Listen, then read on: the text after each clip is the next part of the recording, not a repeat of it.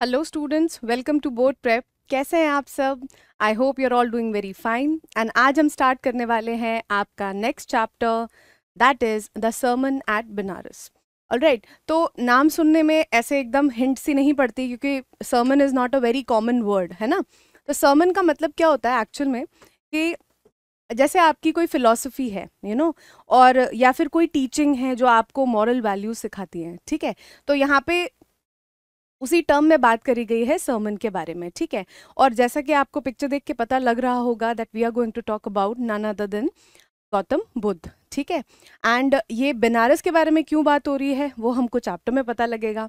I hope you are very excited to read the chapter, so without wasting any time let's start it. Alright, Gautam Buddha 563 BC from 563 BC to 483 BC. This is before Christ. All right, he was alive from 563 to 483. Began life as a prince named Siddharth Gautama. अब क्या था, उनका जो जन्म हुआ था वो actual में एज अ प्रिंस हुआ था जो नॉर्थ इंडिया के एक राजा के बेटे थे। ऑल राइट, और उनका नाम क्या था? सिद्धार्थ गौतमा। गौतमा तो हम थोड़ा सा इंग्लिश टर्म्स में बोल देते हैं, बट एक्चुअल में इट्स लाइक कि सिद्धार्थ गौतम। ऑलराइट, ऐसे ही प्रोनाउंस किया जाता है। तो इनकी स्टोरी कहाँ से स्टार्ट होती है? दैट ये एक नॉर्थ इंडियन प्रिंस थे in northern India. At 12 he was sent away for schooling in the Hindu sacred scriptures, and 4 years later he returned home to marry a princess. और क्या है, पहले स्कूलिंग वगैरह नहीं होती थी, ऐसे इस तरीके से नहीं होती थी जैसे अब होती है। पहले क्या होता था, you were sent under gurus and rishis जिनके पास आप जाते थे और वहाँ पे आप अपनी पूरी शिक्षा हासिल करते थे, and then use to come back. और आपको क्या है ना, पूरा सिखाया जाता था कि आगे जाके आपको राजपाट कैसे संभालना है, how you are suppose to be a royal, है ना, और किंगडम की कैसे देखभाल करनी है, एंड बेसिकली कि आपके आगे के रोल्स के लिए आपको प्रिपेयर किया जाता था। ऑलराइट, तो इसी तरीके से क्या थे, जब वो 12 साल के हुए उनको कहाँ भेजा गया? he was sent away from home to study sacred scriptures, Hindu sacred scriptures. अब sacred scriptures का मतलब क्या है? सेक्रेड का मतलब है embodying the laws and doctrines of a religion. मतलब सेक्रेड जब भी हम बात करते हैं तो वो हमेशा एक रिलीजन के कॉन्टेक्स्ट में होता है, जो पायस होता है, मतलब पूजनीय होता है। कोई ऐसी चीज़ें जो एक रिलीजन से सीखने को मिलती हैं या फिर रिलीजन में सिखाई जाती हैं। ऑलराइट, और स्क्रिप्चर्स का मतलब क्या है? The sacred writings of religion. और स्क्रिप्चर मतलब स्क्रिप्चर्स बेसिकली राइटिंग्स हैं जिनको हमेशा सालों सालों तक माना जाता है, उसमें मॉरल वैल्यूज़ होती हैं, हिस्ट्री होती है, and all these things. Alright, and 4 years later जब वो 4 साल बाद वापस आए अपनी पूरी पढ़ाई करके, he married a princess. Alright, they had a son and lived for 10 years as benefited royalty. उसके बाद उनकी जब शादी हो गई, उनका एक बेटा हुआ, एंड उसके बाद में 10 साल तक ही रूल्ड दैट किंगडम। और क्या था? बिफिटेड रॉयल्टी का मतलब क्या है कि be appropriate for, he was very suitable for the role. ऐसा नहीं था, अब ज़रूरी नहीं है ना यार, पहले टाइम में क्या होता था कि आप अगर एक रॉयल फैमिली में पैदा हो गए तो you are suppose to be the king afterwards, after your father. लेकिन ज़रूरी नहीं है ना कि हर जो फर्स्ट बॉर्न है या पहला बच्चा पैदा हुआ है जिसको आप राजा बनाने वाले हो वो एक्चुअल में लायक हो। लेकिन यहाँ पे बताया गया है कि जो सिद्धार्थ गौतम थे वो एक्चुअल में he was befitting, he was suitable and appropriate for the role of king and the prince. Alright, at about the age of 25, अब क्या हुआ, रफली अगर मोटा मोटा अंदाज़ा लगाएं, 12 साल के जब वो थे तब पढ़ाई करने गए, वापस आए तो रफली 16 के होंगे। फिर 10 साल बाद या 9.5 पौने 10 साल बाद में उनको एक एपिफनी हुई, एक रियलाइजेशन हुआ कि क्या हुआ। वो अभी देखते हैं कि जब वो अंदाजन 25 साल के रहे होंगे। The prince, heretofore shielded from the sufferings of the world, while out hunting, chanced upon a sick man, then an aged man, then a funeral procession, and finally a monk begging for alms. और हुआ क्या कि actual में क्या होता है ना, जो अगर आप आज के डेट में बहुत ज़्यादा एक्सट्रीम रिच पीपल उनको इमेजिन करो तो उनकी लाइफस्टाइल और नॉर्मल मिडिल क्लास लाइफस्टाइल में या फिर अबव मिडिल क्लास लाइफस्टाइल में बहुत फ़र्क होता है, राइट।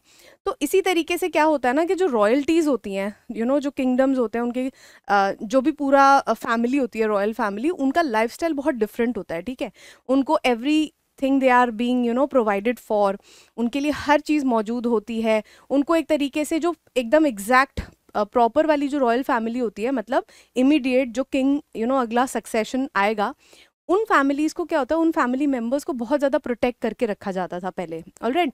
और उनको ऑब्वियस सी बात है, आप किसी चीज़ को काम नहीं करोगे, आज के ज़माने में भी देख लो, अगर कोई बच्चा बाहर ही नहीं निकलेगा तो उसे चीज़ें पता कैसे चलेगी। तो similar was the case with Siddharth Gautam. वो क्या था, वो कभी बाहर गए ही नहीं, उन्होंने इस तरीके की चीज़ें कभी देखी ही नहीं, तो क्या था, उनको सफरिंग का पता नहीं था, उनको परेशानियों का पता नहीं था।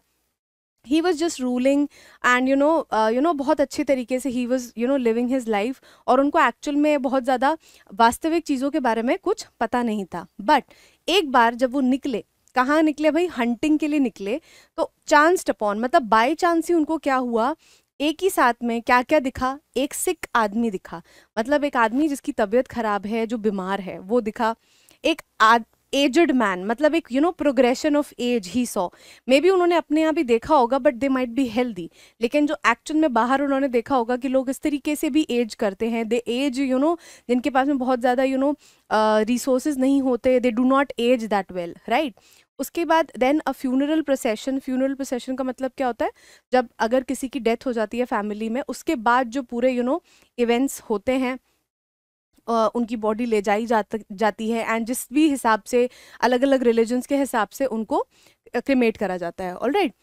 And finally a monk begging for elms. तो क्या है फिर कि एक मंक, मतलब एक साधु कोई उनको दिखे जो कि क्या कर रहे थे, भीख मांग रहे थे फॉर एल्म्स। अब एल्म्स का मतलब क्या होता है, मनी और food given to poor people, मतलब भीख जैसे आप कहते हो, है ना, भिखारी होते हैं जो आपसे भीख मांगते हैं तो आप उनको कुछ देते हो, that is known as alms. तो क्या है, एक साधु को भी उन्होंने देखा कि वो क्या कर रहे हैं, भीख मांग रहे हैं, खाना या फिर पैसा मांग रहे हैं, ऑलराइट। एक वर्ड हमसे मिस हो गया, हियर टू फोर, मतलब बिफोर नाउ, मतलब आज से पहले उन्होंने इस तरीके की सफरिंग कभी नहीं देखी थी, ऑलराइट। तो यहाँ पे जैसे आपको पिक्चर में दिख भी रहा होगा कि ये तो एक ही साथ उनको दिखा दिया गया है इस वाले पिक्चर में, कि एक सिक आदमी भी है, एक मंक है, और एक ओल्ड आदमी भी है। तो इस तरीके से पूरी तरीके से इनको दिखाया गया है कि क्या क्या चीज़ें उन्होंने उस हंटिंग जिस पे वो निकले थे, हंटिंग इवेंट पे, उनमें सारी 4-5 चीज़ें उन्होंने जो देखी।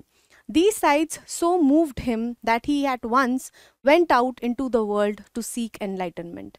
और क्या हुआ कि इन सारी चीज़ों की वजह से वो इतना ज़्यादा मूव हो गए, इतना ज़्यादा होता है ना, कोई कोई चीज़ें होती हैं जो आपको बहुत ज़्यादा अंदर से हिला देती हैं, आपको बहुत ज़्यादा डीपली इम्पैक्ट करती हैं। तो इसी तरीके से सिद्धार्थ गौतम के साथ क्या हुआ, ही was very deeply impacted by all these things, और उन्होंने क्या किया कि वो सोच लिया उन्होंने कि अब वो बाहर निकल जाएंगे एनलाइटनमेंट की खोज में। सीक का मतलब क्या होता है, सीक आपने कहाँ सुना होगा, यूजुअली हाइड एंड सीक, है ना। तो इसका मतलब क्या होता है भाई, हाइड का मतलब क्या होता है, छुप जाना, है ना, और सीक का मतलब क्या होता है, ढूंढना। तो यही हुआ कि भाई सीक एनलाइटनमेंट, वो एनलाइटनमेंट को खोजना चाहते थे।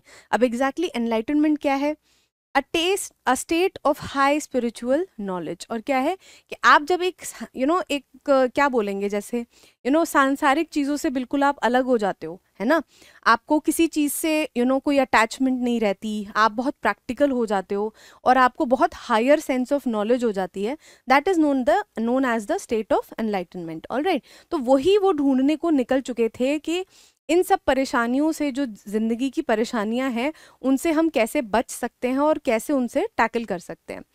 Concerning the sorrows he had witnessed. और क्या है कि भाई जो सॉरोज, मतलब जो दुख उन्होंने अभी देखे, विटनेस करना मतलब क्या होता है, देखना, एक्सपीरियंस करना, उन्होंने देखे कि उससे आप कैसे लड़ सकते हो, alright. He wandered for 7 years and finally sat down under a people tree. और क्या हुआ कि वो 7 साल तक फिर खोज में निकल गए, 7 साल तक ढूंढते रहे इनलाइटनमेंट को, उनको वहां पे कहीं पे मतलब उस तरीके का सेटिस्फैक्शन उनको नहीं मिला। And finally sat down a people tree. और क्या हुआ, एक पीपल के पेड़ के नीचे वो जाके बैठ गए, where he vowed to stay until enlightenment came. और क्या है, वाउड मतलब क्या होता है, शपथ लेना, एक प्लेज ले लेना कि नहीं अब तो मैं ये चीज़ हो जाएगी, उसके बाद ही I will do such a thing, है ना, प्लेज लेना। तो उन्होंने एकदम प्लेज ले लिया कि अब क्या है, मैं बिल्कुल भी हिलूंगा नहीं जब तक मेरे को यहाँ पे इनलाइटनमेंट, जिस चीज़ की मैं खोज कर रहा हूँ इतने टाइम से, कि जब तक वो मुझे नहीं मिल जाती मैं नहीं हटूंगा यहाँ से। एनलाइटेंड आफ्टर 7 days, और इस हट के बाद इस जिद के बाद जब उन्होंने प्लेज ले लिया तो उसके बाद 7 दिन बाद क्या हुआ, he renamed the tree the Bodhi tree, tree of wisdom. और विजडम का मतलब क्या है, the quality of having experience and good judgement. Wisdom का मतलब वही है कि आपको इंटेलिजेंस है, एक हायर फॉर्म ऑफ इंटेलिजेंस है, alright. And began to teach and to share his new understandings. और यहीं से क्या हुआ कि जब उनको वो इनलाइटनमेंट मिली 7 दिन बाद, तो उन्होंने उस पेड़ का नाम क्या रख दिया, द ट्री ऑफ विजडम, और हिंदी में क्या बोल रहे हैं, द बोधि ट्री, ऑलराइट। और उसके बाद उन्होंने क्या किया, जब उनको एनलाइटनमेंट आ गई तो now it is his job to to preach and to tell everybody, सबको बताना, है ना। तो फिर उसके बाद क्या स्टार्ट कर दिया उन्होंने सिखाना, और अपनी जो व्यूज थे वो आसपास में लोगों को बांटना उन्होंने स्टार्ट कर दिया। At that point he became known as the Buddha. और क्या है, धीरे उसके बाद जब उन्होंने स्टार्ट कर दिया लोगों के बीच में अच्छी इस तरीके की बातें करना, एनलाइटमेंट की बात करना, तो उनका नाम क्या पड़ गया उसके बाद में, द बुद्धा। ठीक है, द अवेकन्ड और द इनलाइटेंड। और क्या है, नाम क्या पड़ा, किस उस पे पड़ा कि द अवेकन्ड। अवेकन्ड मतलब जो एक्चुअल सेंस में जाग चुके हैं।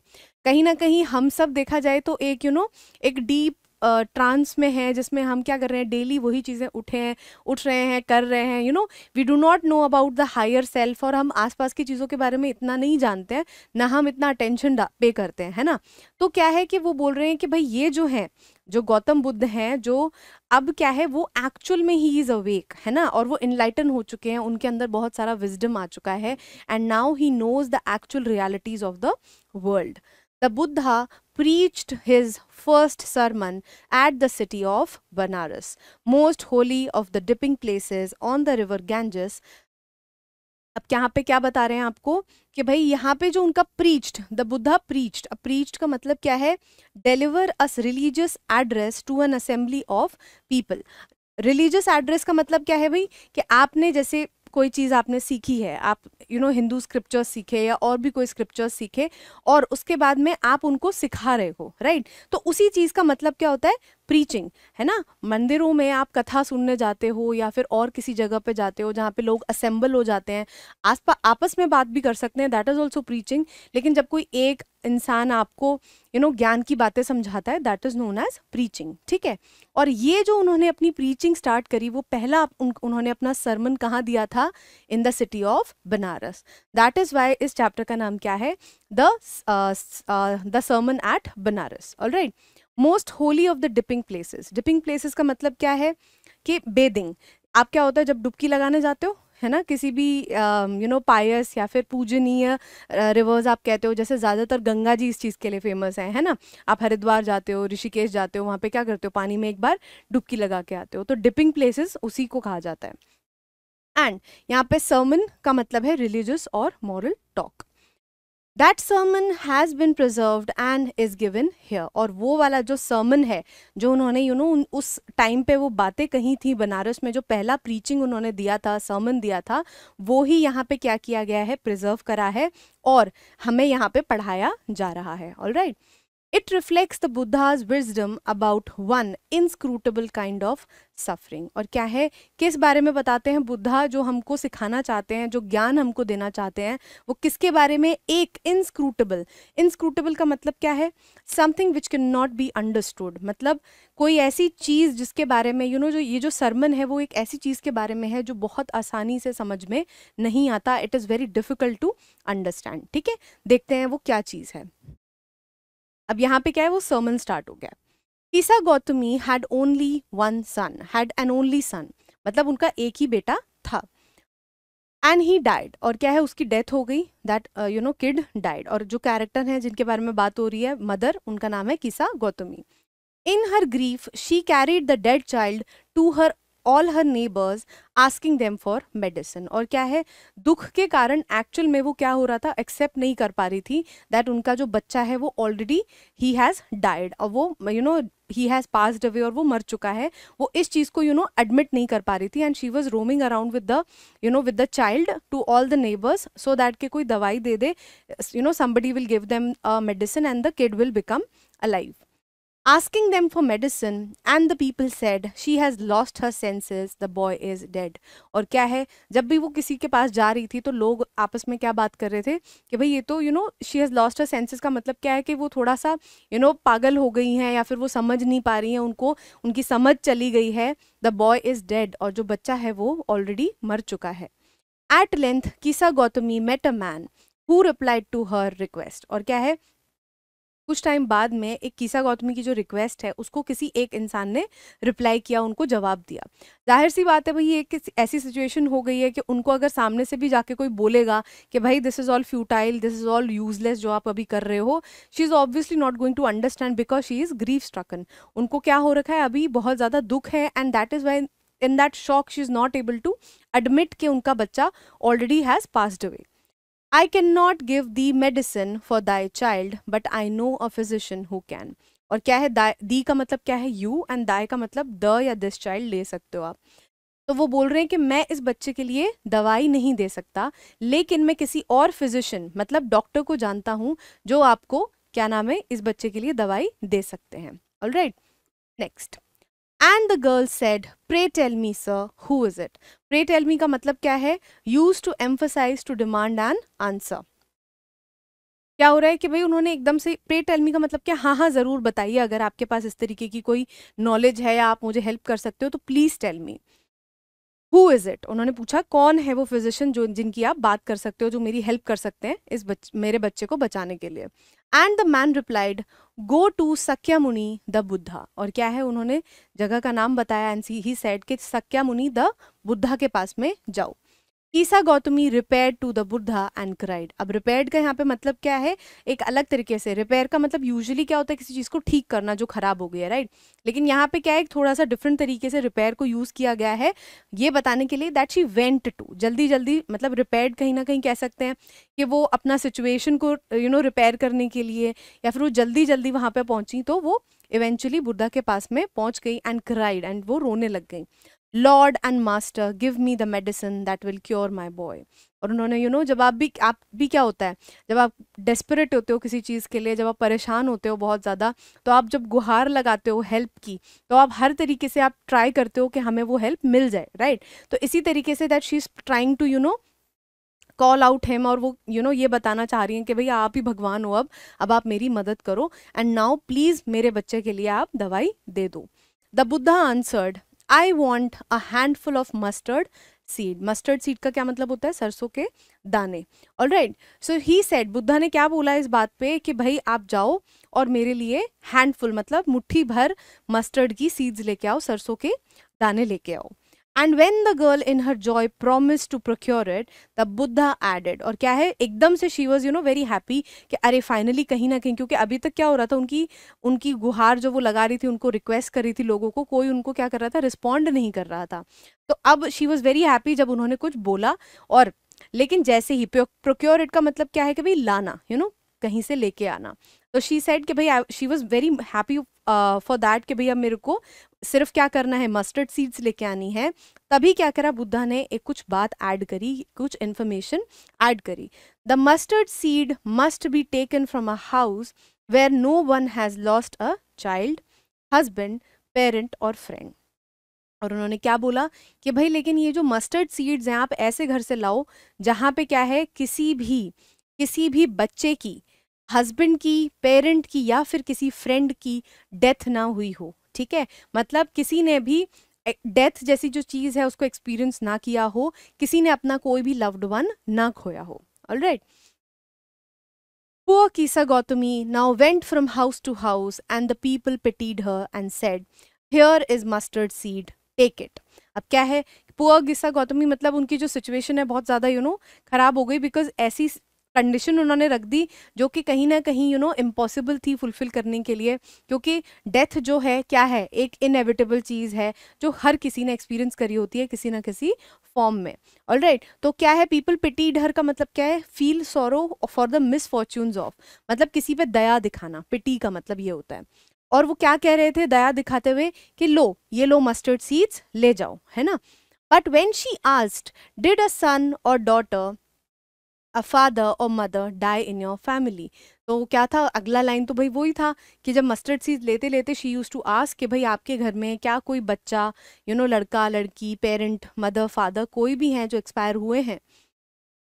They answered her, alas the living are few but the dead are many. और क्या है कि अल्लास एक तरीके का एक्सक्लेमेशन मार्क है टू एक्सप्रेस दैट सॉरो, कि क्या है कि भाई लिविंग आर फ्यू मतलब जो जिंदा बचे हैं वो कम हैं, और द डेड आर मैनी कि कितने ही बताएंगे, डेड तो बहुत हैं, बहुत सारे लोग जो हैं हमें छोड़ के जा चुके हैं. Do not remind us of our deepest grief. और क्या है कि भाई प्लीज़ हमको और परेशान मत करो, हमें वो सारी चीज़ें याद मत दिलाओ हमारे डीपेस्ट ग्रीफ के बारे में, मतलब हमारा जो सबसे ज़्यादा इंटेंस, जो सबसे ज़्यादा हमें फील होता है, जो दुख है, उसको हमें याद मत दिलाओ. And there was no house but some beloved one had died in it. और क्या था, ऐसे ही करते करते वो पूरी जगह में भटकी, एंड उसको पता लगा कि भाई ऐसा कोई भी घर नहीं था जहाँ पे ऐसा हो कि कोई किसी ने किसी को खोया ना हो, ऑलराइट, किसी की डेथ ना हुई हो.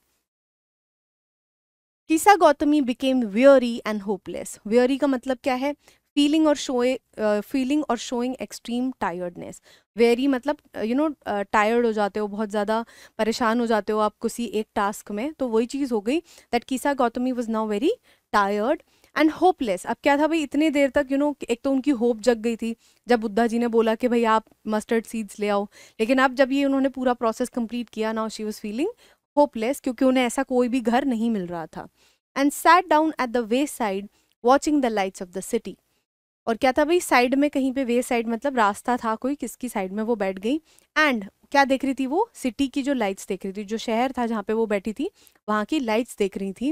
As the flickered up and were extinguished again. और क्या था, फ्लिकर्ड अप का मतलब क्या होता है, शाइन, एकदम से ऐसे चमकना. और क्या हो रहा था, शाइन कर रही थी वो एक बार में, और दूसरी ही मोमेंट क्या हो रहा था, एक्सटिंग्विश मतलब बुझ जाना. At last the darkness of the night rained everywhere. और क्या था, फाइनली जब धीरे धीरे लाइट्स बंद, उजाला होके बंद हो जा रही थी, और फिर अल्टीमेटली जब रात हो गई तब क्या हुआ, सारी लाइटें बंद हो गई और अंधेरा छा ही गया. रेन्ड का मतलब क्या होता है, रूल्ड, कि भाई अंधकार का जो रूल है, जो उसका इन्फ्लुएंस है, वो तो पूरी तरीके से सब जगह पे फैल गया था, उसका जो राज्य था वो फैल गया था. And she considered the fate of men, that their lives flicker up and are extinguished again. और क्या है यहाँ पे, men बोला गया है, बट एक्चुअल में हम सारे ह्यूमंस के बारे में यहाँ पे बात कर रहे हैं, ऑलराइट, जनरल टर्म में बात कर रहे हैं. तो क्या था कि फिर वो कंसिडर करने लगी द फेट, द किस्मत किसकी, ह्यूमन बींग्स की, कि उनकी जो लाइफ है वो भी जलती है एक बार को, और फिर कभी ना कभी जाके क्या हो जाती है, बुझ जाती है, एक्सटिंग्विश हो जाती है. And she thought to herself, how selfish am I in my grief. और क्या था, वो खुद से सोचने लगी कि मैं कितनी ज़्यादा सेल्फिश हो गई हूँ. सेल्फिश मतलब जब आप सिर्फ अपने बारे में सोचते हो, आप किसी और के बारे में नहीं सोचते हो, तो वो सोचने लगी कि मैं दुख में कितनी ज़्यादा सेल्फिश हो गई हूँ कि मैं सिर्फ अपने बारे में सोच रही हूँ. Death is common to all. और डेथ ऐसी चीज़ है जो सबके साथ होती है, सबने किसी ना किसी फॉर्म में एक्सपीरियंस करी होती है या करनी ही होती है. Yet in this valley of desolation, there is a path that leads him to immortality who has surrendered all selfishness. और क्या है, वैली ऑफ डेसोलेशन का मतलब क्या है, an area which is filled with deep क्या कहते हैं, mortals who are born to die. नहीं, ये तो कम वो हो गया, deep sorrow. कि भाई यहाँ पे क्या हो रहा है कि वैली ऑफ डेसोलेशन मतलब जहाँ पे आप ऐसी जगह में बैठे हो जहाँ पे क्या है, दुख ही दुख है. Ultimately every one has to face the ultimate sorrow that is death. और वो क्या बोल रहे हैं कि एक जो पथ है, एक जो पाथ है, वो कहाँ लेके जा रहा है आपको, इमॉर्टैलिटी की तरफ लेके जा रहा है. अब इमॉर्टैलिटी का ऑपोजिट क्या होता है, मोर्टैलिटी. मोर्टैलिटी का मतलब होता है those who are bound to die, मतलब जो ऐसे लोग जैसे ह्यूमंस हैं. अब आपने जैसे मिथिकल क्रीचर्स में देखा होगा कि भाई कुछ ऐसे लोग होते हैं, जैसे आप वेम्पायर्स के बारे में सुनते हो, है ना, कि भाई वो मरते नहीं है ना, मतलब of natural causes. Of course there is dagger, there is all these things, wooden dagger and all that is there, वो मिथिकल है सब कुछ, राइट. तो जब हम इमॉर्टैलिटी की बात करते हैं, मतलब जो कभी खत्म नहीं होता, जिसकी कभी डेथ ना हो.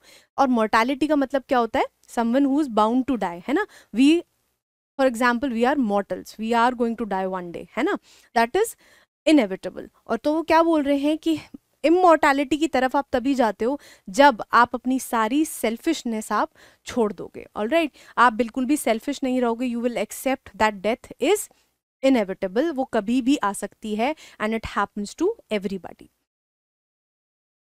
The Buddha said, the life of mortals in this world is troubled and brief and combined with pain. और क्या बताया उन्होंने कि जो मॉर्टल्स हैं, मतलब जो हम लोग हैं जिनकी ultimately we are bound to die, उनकी जो लाइफ है वो ट्रबल्ड है, मतलब बहुत सारी परेशानियां हैं और छोटी है। ब्रीफ का मतलब क्या है, लाइफ जो है वो बहुत छोटी है, एंड कंबाइंड विद पेन, और छोटी है और साथ साथ में क्या है, बहुत सारा इसके अंदर पेन है, बहुत सारा दुख भी है। For there is not any means by which those that have been born can avoid dying. और क्या है कि ऐसा कोई भी तरीका नहीं है जिससे जो लोग पैदा हुए हैं वो अल्टीमेटली कभी वो मरे नहीं। ऐसा कोई भी तरीका नहीं है, ऐसी कोई भी चीज़ नहीं है जो किसी की डेथ को अवॉइड कर सके।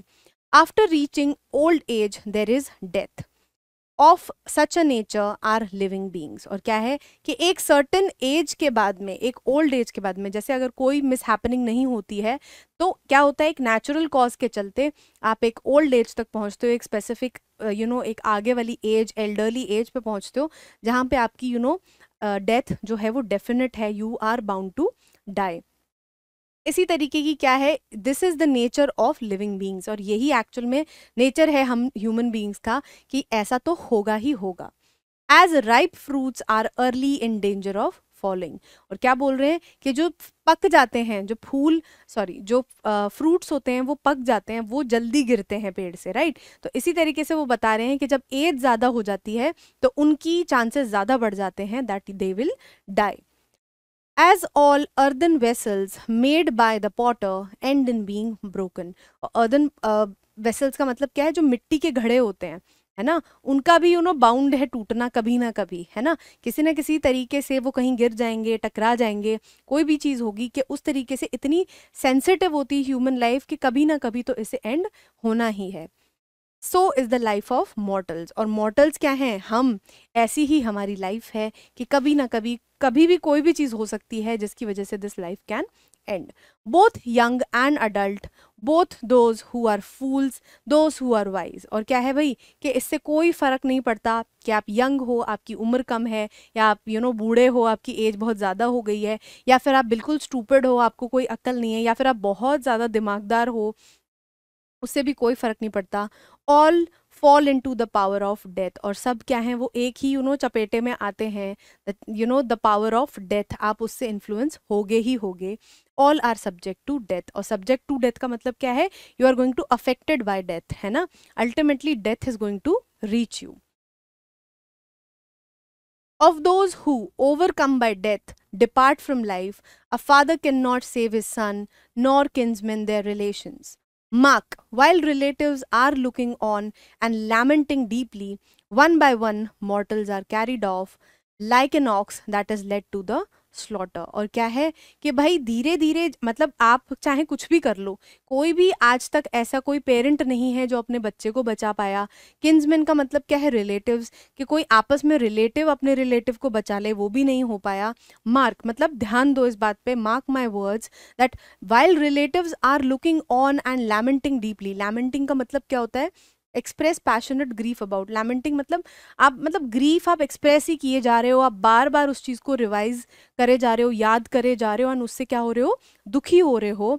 One by one mortals are carried off. और एक ना एक के बाद में क्या हो रहा है, मॉर्टल्स को धीरे धीरे लेके जाया जा रहा है। जैसे क्या होता है, बलि के लिए किसी ऑक्स को लेके जाया जाता है मारने के लिए, ठीक है। स्लॉटर का मतलब क्या होता है, किलिंग एनिमल्स फॉर फूड, ठीक है। आप क्या करते हो, उनको मार रहे हो। इसी तरीके से मॉर्टल्स का भी एक के बाद एक नंबर लगता जाता है। So the world is afflicted with death and decay. और क्या है, अफ्लिक्टेड विद का मतलब क्या है, अफेक्टेड बाय सफरिंग, डिजीज और पेन। किसी ना किसी तरीके से या तो आप सफरिंग होगी, किसी किसी चीज़ को आप सहन कर रहे होगे बहुत ज़्यादा, डिजीज होगी, या फिर पेन होगा। तो वर्ल्ड क्या है, एफ्लिक्टेड है किस चीज़ से, डिजीजेस से या फिर पेन से, किसी ना किसी चीज़ से ग्रस्त है ना, ऑफ डेथ एंड डीके। मतलब एक तरीके से डेथ हो गई, उसके बाद में यू डीके, राइट। आपको अगर या तो जला दिया गया या बॉडी को, या फिर क्या करा गया, दफनाया गया, तो एक तरीके से आप डीके करते हो, है ना, you transform. Therefore the wise do not grieve knowing the terms of the world। और क्या है वाइज, मतलब जो जानकार हैं, जो समझदार हैं, वो क्या करते हैं, वो दुख नहीं मनाते। जितना एक लिमिट तक तो ज़रूरी है, बट हमेशा ग्रीविंग मतलब बार बार उस चीज़ को सोचते रहना और उसी में अपनी पूरी लाइफ बिता देना। कि जो समझदार हैं वो ऐसा नहीं करते, और वो क्या करते हैं, सारी जो एक्चुअल वर्ल्ड की टर्म्स हैं, एक्चुअल वर्ल्ड की कंडीशंस हैं, उनको समझते हैं। Alright. Not from weeping nor from grieving. और क्या है, ना तो रोने से, ना ही दुख मनाने से, शोक मनाने से will anyone obtain peace of mind. किसी को भी क्या है, पीस ऑफ माइंड नहीं मिलता, शांति नहीं मिलती। ऑन द कॉन्ट्ररी, और क्या है कि वीपिंग और ग्रीविंग से शांति तो नहीं मिलती, लेकिन ऑपोजिट उसका क्या हो जाता है, his pain will be the greater and his body will suffer. और क्या है, उससे जो पेन है वो ज़्यादा बढ़ जाएगा, बॉडी से भी ज़्यादा बढ़ जाएगा, मतलब जितना बॉडी झेल सकती है उससे भी ज़्यादा बढ़ जाएगा, और वो अल्टीमेटली क्या करेंगे, सफ़र करेंगे, वो परेशान होंगे।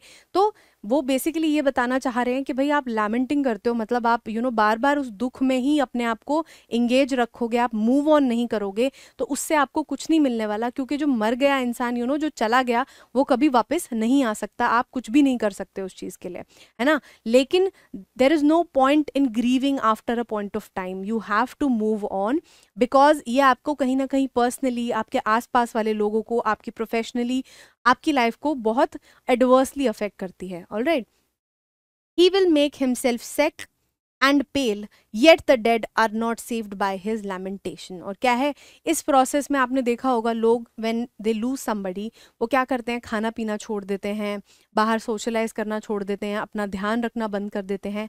फिर क्या होता है, उनको इतना ज़्यादा ग्रीविंग की वजह से, रिपीटेडली चीज़ें समझने सोचने की वजह से क्या हो जाता है, उनको दिमाग उनका मेंटली अनस्टेबल हो जाता है। तो इन सब चीज़ों के चलते क्या होता है, उनकी बॉडी तो सफ़र कर ही रही होती है, लेकिन इससे उनको ये चीज़ समझनी पड़ेगी कि इससे जो इंसान चला गया वो कभी वापस नहीं आता। The dead will remain dead. He who seeks peace should draw out the arrow of lamentation and complaint and grief। और क्या है कि भाई जिनको पीस चाहिए, जिनको शांति चाहिए, उनको लैमेंटेशन, कंप्लेंट और ग्रीफ, इन सब चीज़ों को छोड़ना पड़ेगा कभी ना कभी, क्योंकि इन सब चीज़ों से अल्टीमेटली आपको एज अ होल लाइफ में कोई फायदा नहीं होने वाला। Alright. He who has drawn out the arrow and has become composed will obtain peace of mind। और क्या है, जिसने अपने अपने क्विवर में से वो एरो निकाल दिया है, किस चीज़ का, लैमेंटेशन का, ग्रीफ का, है ना, उस तीर को आपने निकाल के फेंक दिया है, वही क्या है, अल्टीमेटली शांति पा सकता है। वही He who has overcome all sorrow will become free from sorrow and be blessed। और क्या है, फाइनली जब कोई क्या होगा, इन सब चीज़ों को छोड़ देगा, ग्रीविंग को छोड़ देगा, एक पॉइंट के बाद कि दुख मनाना ठीक है, लेकिन आप रियलिटी को एक्सेप्ट करना सीख जाओगे, that person is going to be free from sorrow. उसको हर दुख से निजात मिलेगी, and they will be blessed. उनको भगवान की बहुत सारी ब्लेसिंग्स मिलेगी, and they will be happier in their lifes. So this was the chapter, the sermon at Banaras, and it's a very beautiful message। जैसे अभी हमने क्या था, मैडम राइड्स द बस में भी देखा था कि जो हमारी वल्ली है, उन्होंने first time she was just a kid, और फिर उन्होंने एकदम से क्या किया, उनका क्या डेली रूटीन था भाई, अपने घर के सामने बाहर देखना, लोगों को, स्ट्रीट पे बस जा रही है, पैसेंजर्स आ रहे हैं, नए नए पैसेंजर्स देखना, यही सब काम था। तो शी डिड नॉट नो कि व्हाट डेथ इज, बट अगर आसपास में कोई डेथ हुई भी होगी तो she might not be attached with that person, तो उसने कभी एक्सपीरियंस नहीं किया, she is too young for that. लेकिन जब वो कहीं जा रही थी, वो बस में ट्रैवल कर रही थी, उसने वो काउ देखी, she was very happy, she became attached to that cow. उसके दिमाग में क्या थी, एक हैप्पी मेमोरीज एसोसिएटेड थी। बट वापस आते time she encountered the death of that cow, and that was her first experience with death. इसी तरीके से क्या होता है हमारी लाइफ्स में, डेथ का जो एक इम्प्लीकेशन होता है, या फिर जो एक्सपीरियंस होता है, वो किसी की लाइफ में जल्दी आता है, किसी की लाइफ में देर में आता है। तो द सर्मन एट बनारस से हमें ये पता चलता है दैट डेथ इज इनएविटेबल। इसको जितनी जल्दी आप एक्सेप्ट कर लोगे, you will be at peace. So that is the ultimate message that is being provided to us in this chapter. ठीक है, आई होप आपको सब कुछ बहुत अच्छे से समझ में आया होगा। अब हम इसकी क्या करते हैं, समरी देख लेते हैं फटाफट से, ताकि हमें एक जिस्ट मिल जाए। Gautam Buddha was born to a North Indian royal family as a prince and was named Siddharth Gautama। और क्या था कि जो गौतम बुद्ध थे उनका जन्म क्या हुआ था, एक नॉर्थ इंडियन रॉयल फैमिली में हुआ था। He was a prince when he was at birth, he was a prince, और उनका जो नाम था वो क्या था, Siddharth Gautam. When he was 12 years old, he was sent to a faraway place to study Hindu sacred scriptures, and upon returning 4 years later, he got married to a princess। और क्या है, उनके बारे में बताया गया है कि जब वो 12 साल के थे, उनको कहाँ भेज दिया गया, कहीं एक फार अवे प्लेस में, घर से बाहर भेज दिया गया, जहाँ पे वो क्या है, हिंदू सेक्रेड स्क्रिप्चर्स, मतलब जो रिलीजियस जो चीज़ें लिखी गई हैं, जो मॉरल वैल्यूज़ लिखी गई हैं, आगे जाके उनको जिन चीज़ों की ज़रूरत है to rule the kingdom, those were all things that he was being taught over there. और 4 साल बाद जब वो वापस आए तो उनकी शादी हो गई, एंड दे हैड अ सन, उनका एक बेटा हो गया। Soon they both had a son and they continued to live the royal life for about 10 years। और इसी के बाद में वो रॉयल लाइफ जो किंगडम में अपना रह रहे थे आराम से, जो रॉयल्टी के साथ में लाइफ रहते हैं, वो उन्होंने जी for about 10 years। The royals were shielded from all the unpleasant experiences of the world until one day। और ये जो पूरा रॉयल एक तरीके से उनकी फैमिली बन चुकी थी, तो इस फैमिली को क्या था, सारी जो दुख हैं या फिर जो सफरिंग्स हैं उनसे दूर रखा जाता था, उनका कोई फर्स्ट हैंड एक्सपीरियंस नहीं था अनप्लेजेंट एक्सपीरियंसेस के साथ में, कि भाई दुख क्या होता है, गरीबी क्या होती है, इन सब चीज़ों से उनको बिल्कुल दूर रखा जाता था। But on the way to hunt, the prince met a sick man, an aged man, a funeral procession, and a monk begging for alms। और क्या हुआ, वहाँ पे उनको एक बूढ़ा आदमी दिखा, एक ऐसा आदमी जो बीमार था, और एक फ्यूनरल प्रोसेशन, जो मतलब एक पूरी राइट्स चल रहे थे, सेरेमनी चल रही थी, वंस अ पर्सन डाइज, वो चीज़ उन्होंने देखी। एंड ऑल्सो एक साधु को उन्होंने देखा जो एल्म्स या फिर खाना या फिर पैसे के लिए भीख मांग रहे थे। So this was his first experience, जहाँ पे उन्होंने ये सारी चीज़ें विटनेस करी। Alright, These experiences acted as eye openers for him। और ये जो experiences थे सारे, वो आंखें खुलना, मतलब आई ओपनर, मतलब कि जैसे आप किसी चीज़ से बहुत दूर हो, बहुत ज़्यादा समझते नहीं हो उन चीज़ों को, आपने कभी उनको एक्सपीरियंस नहीं किया, तो इसीलिए क्या हुआ यहाँ पे कि अभी तक क्योंकि वो बिल्कुल शील्डेड थे, बिल्कुल उनको प्रोटेक्ट करके रखा जा रहा था, but now that he saw it from his own eyes, तो उनको समझ में आया कि ये सारी चीज़ें भी क्या करती हैं, एग्जिस्ट करती हैं। And thus he left all royalty behind to seek higher sense of spiritual knowledge। और क्या है, उन्होंने सारी अपना राजपाट जो है वो सब कुछ छोड़ दिया, और वो आगे बढ़ गए किस चीज़ में, स्पिरिचुअल नॉलेज लेने के लिए, एक विजडम लेने के लिए, इनलाइटनमेंट लेने के लिए। Upon attaining salvation he began preaching. और जब फाइनली उनको सेल्वेशन, मतलब जो इनलाइटनमेंट प्रोवाइड हुई, उनको एक अवेकनिंग हुई कि हाँ येस, अब now I am suppose to teach people, and उनको समझ में आ गया कि एक्चुअल में what is the reality of life, क्या चीज़ें हमें अपने डेली लाइफ में इनकलकेट करनी चाहिए। फिर उसके बाद में उन्होंने वही चीज़ें क्या करा, प्रीच करना स्टार्ट किया, लोगों को समझाना शुरू किया। He gave his first sermon in the city of Banaras. और पहला जो ऐसा सर्मन था वो उन्होंने कहाँ दिया, बनारस में दिया, जिसको सबसे ज़्यादा होली प्लेसेस में माना जाता है, होली डिपिंग प्लेसेस, मतलब जहाँ पे डुबकी लगाई जाती है, उसमें सबसे ज़्यादा पूजनीय माना जाता है किसको, बनारस को। There was a lady named Kisa Gautami whose son had died suffering with unending pain। और क्या है कि उस जो लेडी थी किसा गौतमी, उनका जो बेटा है वो, उसकी अल्टीमेटली डेथ हो गई थी because of some disease or some other reason, and he was in pain, and but वो finally he had died. She went from house to house looking for a medicine to bring her son back to life। और क्या है, वो हर घर जा रही थी, अपने नेबर्स, अपने आस पड़ोस में पूछ रही थी कि कोई जो है मुझे ऐसी दवाई ला के दे दो जिससे क्या हो, मेरा बेटा जिंदा हो जाए। People started thinking that the lady had lost her senses। और सारे लोगों को क्या लगने लगा कि भाई ये तो almost she has lost her senses, उसको कोई अब समझ नहीं रही है, ये ऑलमोस्ट पागल हो चुकी है। One day she met a man who directed her towards Lord Buddha। और एक जगह एक दिन उनको कोई एक मिला इंसान ऐसा कि भाई मैं तो आपको मेडिसिन नहीं दे सकता, बट मैं एक किसी को जानता हूँ, फिजिशियन को, डॉक्टर को, जो आपको गाइड कर सकते हैं और आपको मेडिसिन दे सकते हैं, और उनका नाम है Lord Buddha. who could possibly have a solution for her problem, और हो सकता है कि आपके प्रॉब्लम की solution उनके पास में हो. Buddha asked her to look for mustard seeds and the seeds must be procured from a house which had seen no death.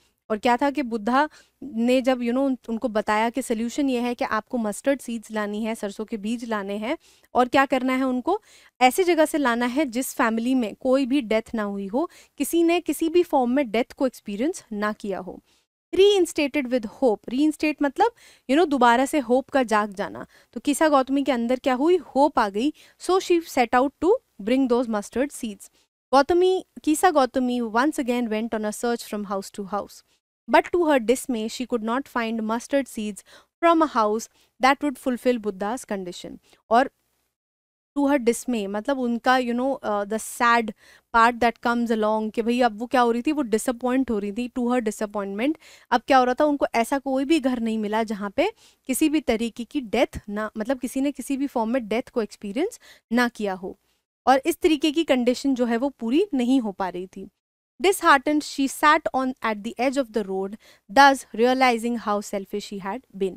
और क्या हुआ कि भाई फिर जब वो थक हार गई बिल्कुल सब जगह पूछ पूछ के, तो एक किसी जगह पे रास्ते में वो बैठ गई, एंड वहाँ पे उन्होंने सोचा कि वो कितनी ज़्यादा सेल्फिशली बिहेव कर रही हैं, and she is not thinking about anyone else but herself. She became conscious to the fact that humans were mortal and no one could escape the cycle of life.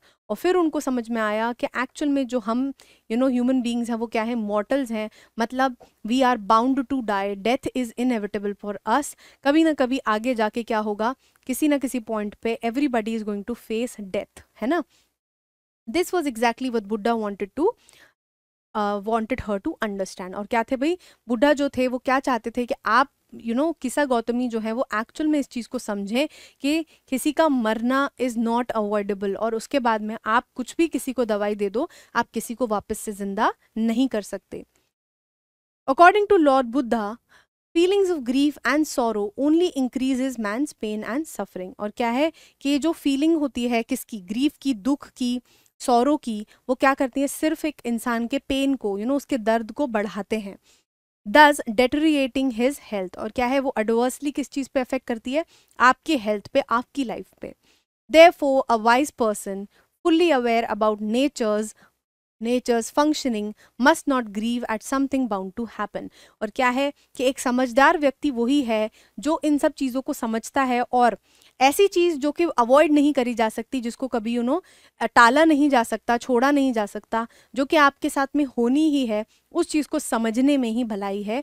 और जो इस चीज़ को समझ जाता है वो ही अल्टीमेटली एक समझदार इंसान है. And only then he can be happy and blessed. और इसी के साथ में ऐसी ही चीज़ों को समझने से कि भाई डेथ जो है बिल्कुल इनएविटेबल है, आप उससे कभी भी भाग नहीं सकते, तभी आप क्या रहोगे, सही मायने में खुश रहोगे, and you will be blessed by a good life. आपकी जो लाइफ है बहुत अच्छी चलेगी, बहुत स्मूथ चलेगी. Alright, so this was the summary. And फटाफट से आपके 4-5 क्वेश्चंस हैं, एनसीईआरटी सॉल्यूशंस, एनसीईआरटी क्वेश्चंस हैं दिए हुए हैं स्टार्टिंग में ही आपके, उनको देख लेते हैं, and then will conclude. Alright. When her son dies, Kisa Gautami goes from house to house. What does she ask for? Does she get it? Why not? और क्या है कि कीसा गौतमी स्टार्टिंग में क्यों सबके घर जा रही हैं, और वो क्या मांग रही है वहाँ पे, एंड क्या उनको वो चीज़ मिलती है, और अगर नहीं मिलती है तो क्यों. Alright.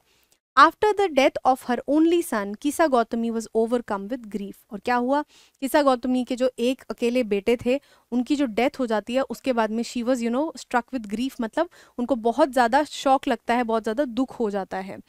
She carried the dead body of her son in her arms and went from door to door asking for medicine to cure her child.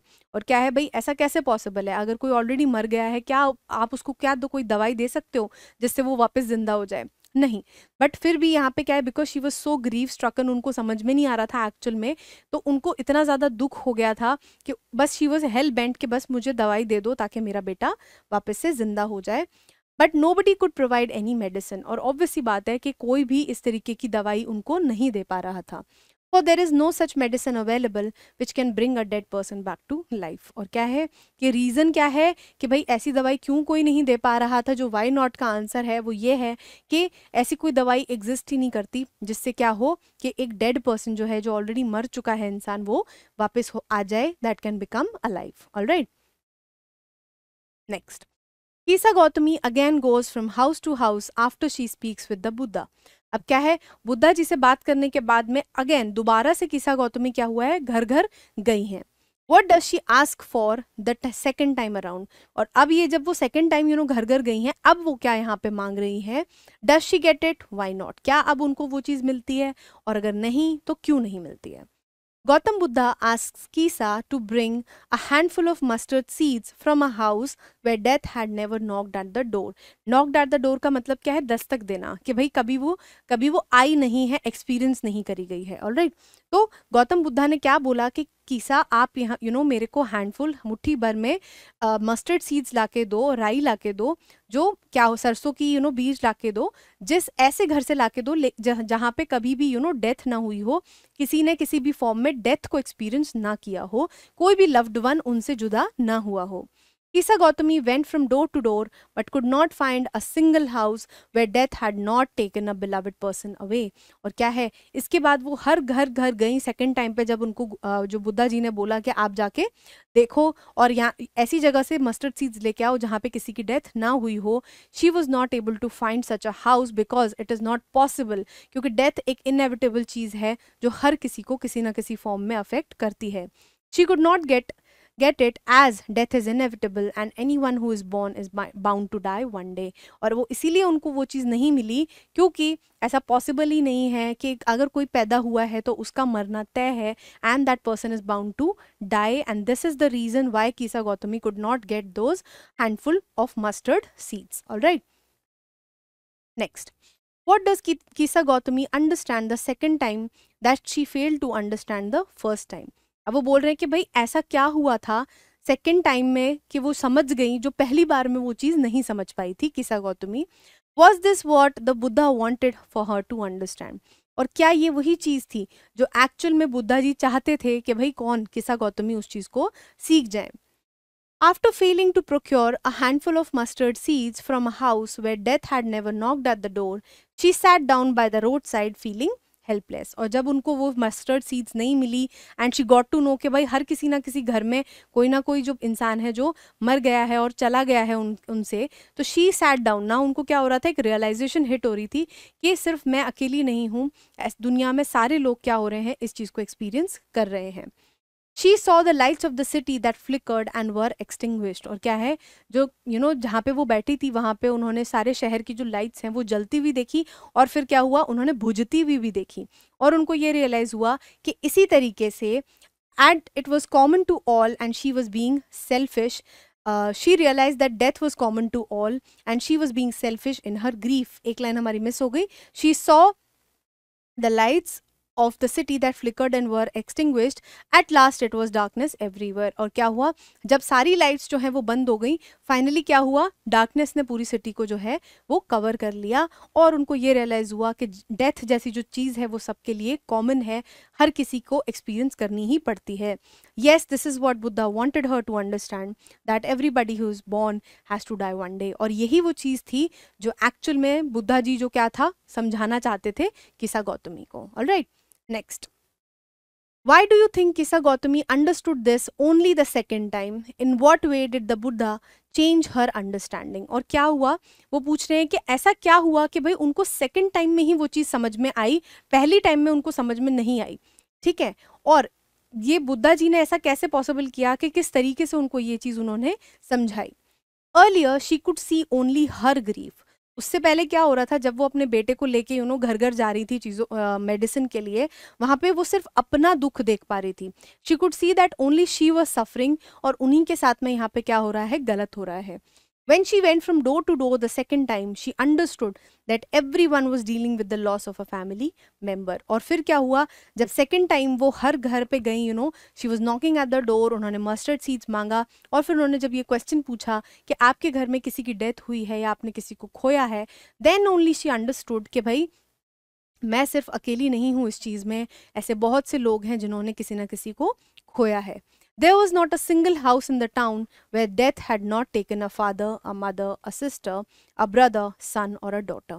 और पूरे ही गांव में ऐसा कोई भी घर नहीं था जहाँ पे फादर, मदर, सिस्टर, बहन, भाई, बेटा, बेटी, ऐसा कोई भी नहीं है जहाँ पे इनमें से किसी का भी लॉस किसी ने एक्सपीरियंस ना किया हो. ठीक है. एंड इसी तरीके से क्या था, Buddha ji wanted to make her understand that she is not the only one who is experiencing death of a loved one. At some point or the other had experienced the death of their loved ones. Gautam Buddha helped her to understand all this as he told her to bring a handful of mustard seeds from a house where death had never knocked at the door. This way she got aware that death is common to all. और बुद्धा जी ने उनको कैसे समझाया कि ऐसे घर से आप मस्टर्ड सीड्स लाओ जहाँ पे किसी की डेथ ना हुई हो. इसी तरीके से उनको क्या हुआ, रियलाइज हुआ that she is not alone, everybody experiences death in some और the other manner. Alright. Next, how do you usually understand the idea of selfishness. वो पूछ रहे हैं कि भाई सेल्फिशनेस जो चीज़ है, जो जिसमें आप सिर्फ अपने बारे में सोचते हो, कि इस आइडिया को आप कैसे लेते हो, कैसे समझते हो. डू यू अग्री विद किसा Gautami that she was being selfish in her grief. और क्या आप एक्चुअल में अग्री करते हो दैट वो सेल्फिश हो रही थी, शी वॉज बींग सिर्फ अपने बारे में सोच रही थी जब उनके ऊपर दुख पड़ा.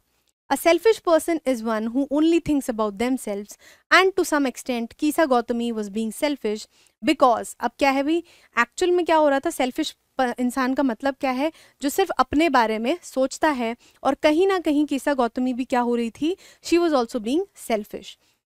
Because we are humans and we need to understand that it is natural for us to die. और क्या है कि उनको समझना चाहिए था दैट वो भी इंसान है और इंसानों का मरना तय है, because someone who has taken birth is going to die ultimately. We do not easily accept the death of our loved ones. और होता क्या है कि डेथ एक इतना स्ट्रेंज सब्जेक्ट होता है कि जब वो हमारे साथ होता है, हमारे किसी लव्ड वन के साथ होता है, तो हम एकदम से उस चीज़ को एक्सेप्ट नहीं कर पाते कि भाई अभी तो वो इंसान यहीं था and now that person is not here. Same thing happened with Kisa Gautami, as it was her only child and she did not want him to die. And she finally went to Buddha to ask for his help. और क्या है कि क्योंकि वो एक ही बच्चा था उनका, इसीलिए वो उनसे इतनी ज़्यादा अटैच थी and she was not able to digest the fact that the kid had died. Alright. और फाइनली वो क्या हुआ, जब उनको कहीं हर जगह उन्होंने हेल्प मांगी, मेडिसिन मांगी, फिर उनको किसी ने डायरेक्ट किया, तब वो बुद्धा जी के पास गई and then he helped her to understand this concept. और उनको रियलाइज कराने में हेल्प हुई कि भाई क्या ये जो चीज़ आपके साथ हो रही है इसमें आप अकेले नहीं हो, दुनिया में सारी जितने लोग हैं सबके साथ ऐसा होता है, सबने ये चीज़ एक्सपीरियंस की है. Alright. So this was the chapter and इसमें हमने अभी एनसीईआरटी के कुछ क्वेश्चंस भी देख लिए and I hope the message is loud and clear and आपको सारी चीज़ें अच्छे से समझ में आई होंगी. In the next lecture will be doing extract based questions and then long answer type questions. मिलते हैं नेक्स्ट लेक्चर में. Till then keep revising. Thank you.